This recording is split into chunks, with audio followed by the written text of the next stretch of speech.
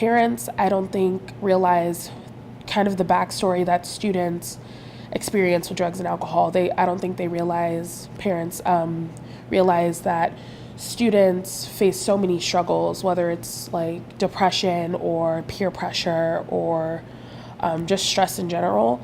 A lot of students and children go to drugs as an outlet for that, and I don't think parents necessarily understand that as much as they should. The whole reason that teens are probably experimenting with drugs and alcohol is because they're curious and they don't know about it. So if you talk with your teens and you give them reliable information and you talk about it to them regularly, then they won't be so curious. Something that I wish my parents knew about drugs and alcohol that they don't know yet is that how easy it is to be able to get your hands on different type of drugs and alcohol, whether it's with family, with friends, even sometimes at school. Like there's kids nowadays that's becoming more advanced in their thinking and trying to hide it. Basically like something as simple as hiding it in your pencil or something hiding it from like vodka in your water bottle and disguising it with like Kool-Aid. There's like lots of things teens are thinking about to hide these things, and I just wish that they knew and like to be the step ahead of it. If a parent has a feeling that their kid is either starting or has had a little experience with drug abuse, I would just say end it right away. Like, it doesn't need to get any worse than it has already.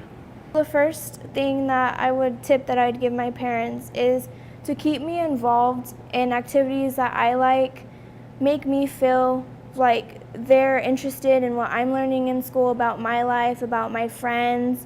And the third tip that I'd tell them is just stay involved in my life, go to the school events that I have, do things with me. That way I don't feel alone. That way I don't feel like I'm stressed. That way I feel like I can get help from them.